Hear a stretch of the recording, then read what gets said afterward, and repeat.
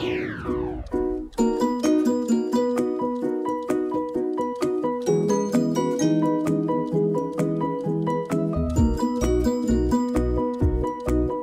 നമുക്ക് പച്ചണ്ടി തീയൽ എങ്ങനെയാണ് തയ്യാറാക്കാമെന്ന് നോക്കാം. നിങ്ങൾ വിചാരിക്കും പച്ചണ്ടി ദുബായിൽ എങ്ങനെ കിട്ടിയെന്ന് അല്ലേ? നമ്മൾ സ്നാപ് ഷോപ്പിൽ നിന്ന് ഓർഡർ ചെയ്തതാണ്. നാട്ടിൽ പോയാൽ പോലും എനിക്കിപ്പോ പച്ചണ്ടി കിട്ടാറില്ല എന്നുള്ളതാണ് സത്യം. നമുക്ക് തീയൽ എങ്ങനെ തയ്യാറാക്കാമെന്ന് നോക്കാം കേട്ടോ. അപ്പൊ എപ്പോഴും ശ്രദ്ധിക്കേണ്ട കാര്യം എന്ന് വെച്ച് കഴിഞ്ഞാൽ ഇതിനൊരു പശയുണ്ട്. ആ പശ നമ്മളെ കയ്യിൽ തട്ടിക്കഴിഞ്ഞാൽ ഡയറക്റ്റ് ആയിട്ട് സ്കിന്നിൽ തട്ടിക്കഴിഞ്ഞാൽ കൈ പൊള്ളാനുള്ള ചാൻസ് ഉണ്ട് നല്ല പൊള്ളും.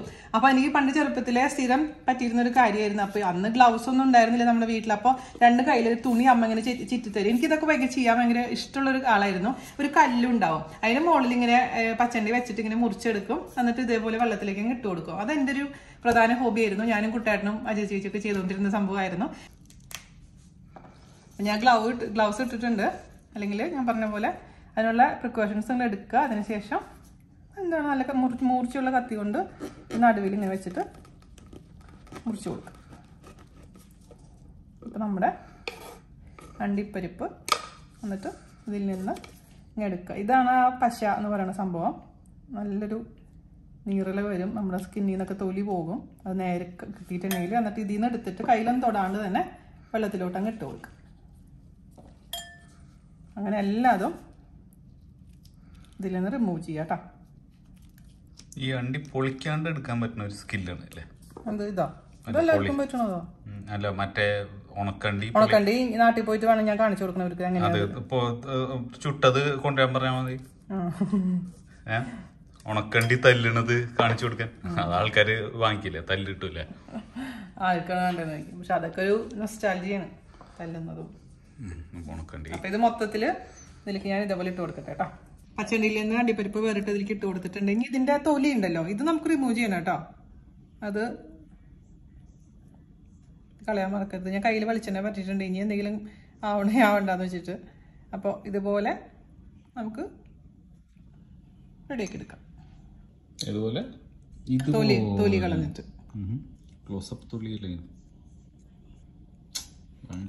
വെറുതെ ഞങ്ങളൊന്നും ഇല്ല, ഇത് ഭയങ്കര അപൂർവമായിട്ടുള്ളൊരു സാധനം. ഞാനിത് ക്ലീനൊക്കെ ചെയ്തിട്ട് റെഡിയാക്കി വെച്ചിട്ടുണ്ട്. നന്നായി വാഷ് ചെയ്യണം കേട്ടോ. പല പ്രാവശ്യം വാഷ് ചെയ്തതിന് ശേഷം നമുക്കിത് വേവിച്ചെടുക്കണം. 1/4 കപ്പാണ് കശുവണ്ടിയുടെ അളവ് കേട്ടോ. ഇത് നമുക്ക് ഒരു കുക്കറിലോട്ട് ഇട്ട് കൊടുക്കാം. 1/4 ടീസ്പൂൺ മഞ്ഞൾപ്പൊടി ഇട്ട് കൊടുക്കാം. 1/4 ടീസ്പൂൺ നല്ല എരിവുള്ള മുളക് പൊടി ഇട്ട് കൊടുക്കാം. 1/4 ടീസ്പൂൺ ഉപ്പ് ചേർത്ത് കൊടുക്കാം. 1 കപ്പ് വെള്ളം ചേർത്ത് കൊടുക്കാം. നന്നായിട്ട് മിക്സ് ചെയ്യുക. അതിനുശേഷം നമുക്കിത് വിസിൽ വെക്കാം മീഡിയം ഫ്ലെയിമിൽ. റെഡി ആയിട്ടുണ്ട്. നമുക്കിനി തീയലുണ്ടാക്കാൻ തുടങ്ങാം. ഇനി ഒരു ചീനച്ചട്ടിയിലോട്ട് വെളിച്ചെണ്ണ വെച്ച് കൊടുക്കാം. ഞാൻ അതിലോട്ട് ഒരു 6 ഉണക്കമുളക് ഇട്ട് കൊടുക്കുന്നുണ്ട്. അത് ജസ്റ്റ് ഒന്ന് റോസ്റ്റ് ചെയ്തെടുക്കാം. അത് റെഡി ആയിട്ടുണ്ട്. അത് നമുക്ക് എണ്ണയിൽ നിന്ന് കോരി മാറ്റാം. ഇനി ഞാനിതിലേക്ക് ഇട്ട് കൊടുക്കാൻ പോകുന്നത് 1 ടേബിൾ സ്പൂൺ മൊത്തത്തിലുള്ള മല്ലിയാണ്. അതൊന്ന് റെഡിയായി വരുമ്പോൾ അതും കോരി മാറ്റി വെക്കാം. അതേപോലെ തന്നെ നമുക്കൊരു 10ഓളം ചെറിയുള്ളി ഇതിലേക്ക് ഇട്ട് കൊടുക്കാം. നന്നായിട്ട് വഴറ്റിയെടുക്കാം. ഇനി നമുക്ക് ഇതിലേക്ക് ചേർത്ത് കൊടുക്കേണ്ടത് 5 ടേബിൾ സ്പൂൺ ഗ്രേറ്റഡ് കോക്കനട്ട് ആണ്. അതായത് 1/2 ഗ്ലാസ്. നന്നായിട്ട് ഗോൾഡ് കളർ ആവുന്ന വരങ്ങ് വഴറ്റിയെടുത്തോണ്ടേ ഇരിക്കാം. അതിലോട്ട് നമുക്കൊരു 10 മണി ഉലുവ ചേർത്ത് കൊടുക്കാം. ഗോൾഡ് കളർ ആവുന്ന വരെ നമുക്ക് ഇതങ്ങ് വഴറ്റിയെടുക്കാം കേട്ടോ. നമ്മുടെ തേങ്ങയൊക്കെ നല്ല ഗോൾഡ് കളർ ആയിട്ടുണ്ട് കേട്ടോ. അതിലോട്ട് തീ കുറച്ചതിന് ശേഷം ഒരല്പം മഞ്ഞൾപ്പൊടി ചേർത്ത് കൊടുക്കാം. അതുപോലെ തന്നെ ഒരു നുള്ളി കായത്തിന്റെ പൊടി ചേർത്ത് കൊടുക്കാം. വീട്ടിൽ പൊടിച്ച കായാണ് കേട്ടോ. വീട്ടിൽ പൊടിച്ച കായം പ്രത്യേകിച്ച് ഒരു നല്ലൊരു ഫ്ലേവർ വരും. അതും കൂടെ ചേർത്ത് മിക്സ് ചെയ്തതിന് ശേഷം 2 മിനിറ്റ് കഴിഞ്ഞിട്ട് നമുക്ക് ഇതങ്ങ് മാറ്റി വെക്കാം. ചൂടാറിയതിന് ശേഷം എല്ലാം കൂടെ അരച്ചെടുക്കണം. അപ്പൊ ഇതിങ്ങനെ എടുത്ത് ഡ്രൈ ഉണക്കമുളക് ഇല്ലാന്നുണ്ടെങ്കിൽ അതിന് പരമായിട്ട് ഈ സമയത്ത് ഇതിലേക്ക് മുളക് പൊടി ചേർത്ത് കൊടുത്താൽ മതി. ഒരു 1/4 ടീസ്പൂണൊക്കെ മുളക് പൊടി ചേർത്ത് കൊടുത്താൽ മതിയാവും കേട്ടോ. അതുപോലെ തന്നെ ഹോൾ മല്ലി ഇല്ലാന്നുണ്ടെങ്കിൽ മല്ലിപ്പൊടി ചേർത്ത് കൊടുക്കാം. ഒരു 1/2 ടീസ്പൂണൊക്കെ മല്ലിപ്പൊടി ചേർത്ത് കൊടുത്താൽ മതിയാകും. ഒരുപാട് മല്ലിപ്പൊടി ഒന്നും വേണ്ട. ഹോളാണെങ്കിൽ നല്ലതായിരിക്കും, കുറച്ചും കൂടെ നല്ലതായിരിക്കും. അല്ലെങ്കിൽ പൊടികൾ ചേർത്ത് അഡ്ജസ്റ്റ് ചെയ്യാം. ഇനി നമുക്കിതങ്ങ് ഓഫ് ചെയ്യാം. ചൂടാറിയതിനു ശേഷം അരച്ചെടുക്കാം. അരച്ചെടുക്കുന്നത് എന്താന്ന് വെച്ച് കഴിഞ്ഞാല് നമ്മുടെ മുളക്, അതുപോലെ തന്നെ മല്ലി, ഉലുവ അതിലിട്ടിട്ടുണ്ട്. അപ്പൊ ഈ പാത്രത്തിൽ നിന്ന് മാറ്റുകയോ അല്ലെങ്കിൽ ഇതുപോലെ ഇളക്കി കൊടുത്തോണ്ടേ ഇരിക്കുക. പെട്ടെന്ന് തന്നെ അതങ്ങ് ചൂടാറി കിട്ടും. കുറച്ച് കറിവേപ്പിലയും കൂടി ഇട്ട് കൊടുക്കും അതിൽ കൂടെ. ഇനി നമുക്കിതങ്ങ് അരച്ചെടുക്കാം. നല്ല മഷി പോലെ ഞാൻ ഇവിടെ അരച്ചെടുത്തിട്ടുണ്ട്. സാധാരണ പറയും തീയലിനൊക്കെ അരയ്ക്കുമ്പോൾ ഒട്ടും തന്നെ വെള്ളം ചേർക്കാണ്ട് അരയ്ക്കാൻ പറയും. അമ്മയിലേക്കാണെങ്കിൽ നമുക്ക് പറ്റും. അഥവാ നിങ്ങൾക്ക് മാക്സിമം വെള്ളം കുറവ് ചേർക്കാൻ പറ്റുമെങ്കിൽ അത്രയും നന്നായിരിക്കും കേട്ടോ. അപ്പൊ എന്തായാലും ഞാൻ കുറച്ച് വെള്ളം ഒഴിച്ചിട്ട് അരച്ചിരിക്കുന്നത് നമുക്ക് മാറ്റി വെക്കാം. ഇനി നമുക്ക് ഒരു കടായി എടുക്കുക, അതിലോട്ട് അല്പം വെളിച്ചെണ്ണ ഒഴിച്ചു കൊടുക്കാം. 1 ടേബിൾ സ്പൂൺ വെളിച്ചെണ്ണ ഒഴിച്ചിട്ടുണ്ട്. അത് നന്നായിട്ടൊന്ന് മെൽറ്റ് ആവട്ടെ. ഞാനിപ്പോൾ ഇവിടെ കൽച്ചട്ടിയാണ് ഉപയോഗിച്ചിരിക്കുന്നത്. കൽച്ചട്ടി ഒരുപാട് പേര് ചോദിച്ചിട്ടുണ്ടായിരുന്നു എവിടെ നിന്നാണ് വാങ്ങിച്ചത്. നാട്ടിൽ നിന്നാണ് ഞാൻ വാങ്ങിച്ചിട്ടുണ്ടായിരുന്നത്. തൃശ്ശൂരിലെ എസൻപുരത്ത് നിന്നാണ് കേട്ടോ. അച്ഛൻ ദുബായിലേക്ക് വന്നപ്പോൾ കൊണ്ടുവന്നതാണ്. കറക്റ്റ് കടയൊന്നും എനിക്കറിയില്ല. എസൻപുരത്ത് നിന്നാണ് അച്ഛൻ പറഞ്ഞത്. നമ്മുടെ വെളിച്ചെണ്ണ ചൂടായിട്ടുണ്ട്. അതിലോട്ട് 1/2 ടീസ്പൂൺ കടുക് ഇട്ട് കൊടുക്കുക. 2 വറ്റൽമുളക് മുറിച്ചിട്ട് കൊടുക്കുക. കുറച്ച് കറിവേപ്പില ഇട്ട് കൊടുക്കുക.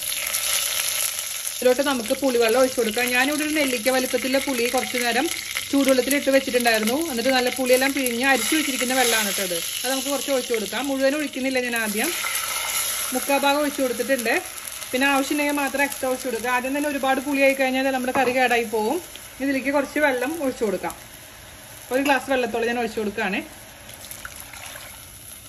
നന്നായിട്ട് തിളക്കട്ടെ. പുളിവെള്ളം നന്നായി തിളയ്ക്കാൻ തുടങ്ങിയിട്ടുണ്ട് കേട്ടോ. അതിലോട്ട് അരപ്പ് ചേർത്ത് കൊടുക്കാം. നന്നായിട്ട് മിക്സ് ചെയ്ത് കൊടുക്കുക. നന്നായി തിളക്കട്ടെ കേട്ടോ. അരപ്പൊന്ന് റെഡി ആയതിനു ശേഷമാണ്, അതിന്റെ പച്ചമുളക് മാറിയതിനു ശേഷം മാത്രം നമ്മൾ റെഡിയാക്കി വെച്ചിരിക്കുന്ന വേവിച്ച് പച്ചണ്ടി ഇട്ട് കൊടുത്താൽ മതിയാവും. ഇനി ഇതിലേക്ക് ഉപ്പ് ചേർത്ത് കൊടുക്കണം. അതുപോലെ തന്നെ കുറച്ച് ശർക്കരയും ചേർത്ത് കൊടുക്കണം. ഉപ്പ് കുറവാണ്.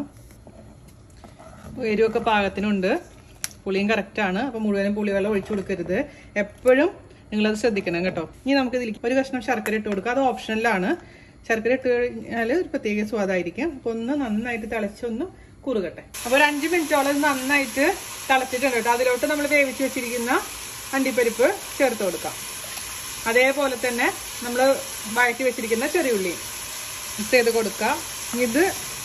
ഇതിൽ കിടന്ന് ഒന്ന് ചെറുതായിട്ട് വറ്റുന്ന വരെ നമുക്ക് വെയിറ്റ് ചെയ്യാം കേട്ടോ. ഒരു 10-15 മിനിറ്റ് എടുക്കും. ചെറിയൊരു മീഡിയം ഫ്ലെയിമിൽ ഇട്ട് കൊടുത്താൽ മതി. ഇടയ്ക്കിടയ്ക്കൊന്ന് നോക്കാൻ മറക്കരുത്. 15 മിനിറ്റോ അല്ലെങ്കിൽ 10 മിനിറ്റ് കഴിയുമ്പോൾ നമുക്ക് നോക്കാം. അപ്പൊ നമ്മുടെ തീയല് നന്നായിട്ട് തിക്കായിട്ടുണ്ട്. ഇനി ഓഫ് ചെയ്യണം. കാരണം ഇനിയും കൂടുതൽ വറ്റിച്ചിട്ടുണ്ടെങ്കിൽ എന്ത് പറ്റുന്ന വെച്ച് കഴിഞ്ഞാൽ ഓവറായിട്ട് അങ്ങ് തിക്കായിട്ട് മാറും. ഈ ഒരു കൺസിസ്റ്റൻസിൽ ഇരിക്കുന്ന സമയത്ത് നമുക്കങ്ങ് ഓഫ് ചെയ്യാം. എന്നിട്ട് ചൂടാറിയതിന് ശേഷം ഇതിന്റെ കൺസിസ്റ്റൻസി ഞാൻ നിങ്ങൾക്ക് കാണിച്ചു തരാം കേട്ടോ. ഉപ്പും പുളിയും എരിവൊക്കെ നോക്കിയിട്ട് എന്തെങ്കിലും കുറവുണ്ടെങ്കിൽ അഡ്ജസ്റ്റ് ചെയ്യാൻ മറക്കരുത്. ഓക്കെ, ഇപ്പൊ ഞാൻ ഓഫ് ചെയ്തിട്ടുണ്ട്. ഇപ്പൊ കൽച്ചട്ടി ആയതുകൊണ്ട് ഇങ്ങനെ തിളച്ചുകൊണ്ടേ ഇരിക്കണം. ആ ചൂട് കൽച്ചട്ടിയിൽ ഇങ്ങനെ നിൽക്കുന്ന കാരണം. പിന്നെ കശുവണ്ടിയൊക്കെ നന്നായി കുക്കായി ഉറപ്പ് വരുത്തണം കേട്ടോ. നമുക്ക് അവസാനമായിട്ട് കുറച്ച് കറിവേപ്പിലും കൂടെ ഇടാം കേട്ടോ. കുറച്ച് പച്ചവെളിച്ചെണ്ണ കൂടെ വേണമെങ്കിൽ തൂക്കി കൊടുക്കാം. പക്ഷെ ഇതിപ്പോ ഇതായതുകൊണ്ട് ഇത് പച്ചവെളിച്ചെണ്ണ വയ്ക്കേണ്ട ആവശ്യമൊന്നുമില്ല. അത് ഇരിക്കട്ടെ. അതിനുശേഷം തണുത്തതിന് ശേഷം ഇതിന്റെ കൺസിസ്റ്റൻസി ഞാൻ കാണിച്ചു തരാം. ഓക്കെ, അപ്പൊ നമ്മുടെ കശുവണ്ടി കറി കണ്ടില്ലേ, ചൂടാറിയപ്പോൾ ഇത്രയും തിക്കായിട്ടുണ്ട്. ഈ ഒരു ഗ്രേവിയാണ്, ഈ ഒരു പരുവത്തിലാണ് ഇരിക്കുന്നത്. നമുക്ക് രുചിച്ച് നോക്കിയാലോ. നല്ല ചോറിൻ്റെ കൂടെ കഴിക്കാൻ സൂപ്പറാണ്. ഈ കറി ഉണ്ടെങ്കിൽ പിന്നെ നമുക്ക് വേറെ ഒന്നും വേണ്ട. അടിപൊളിയാണ് കേട്ടോ. അപ്പം പച്ചണ്ടി കിട്ടുമ്പോഴോ അല്ലെങ്കിൽ നോർമലായിട്ടുള്ള പുറത്തുനിന്ന് വാങ്ങിക്കുന്ന കശുവണ്ടി കാഷ്നട്ട് വെച്ചിട്ട് നമുക്ക് ഈ കറി തയ്യാറാക്കാം. അപ്പൊ എല്ലാവർക്കും ഇഷ്ടപ്പെട്ടു എന്ന് വിശ്വസിക്കുന്നു. തയ്യാറാക്കി നോക്കിയതിന് ശേഷം ഫീഡ്ബാക്ക് പറയാൻ മറക്കരുത്. അപ്പൊ അടുത്ത അടിപൊളിയുള്ള റെസിപ്പി ആയിട്ട് വരുന്നവരെ നന്ദി, നമസ്കാരം. Thank you.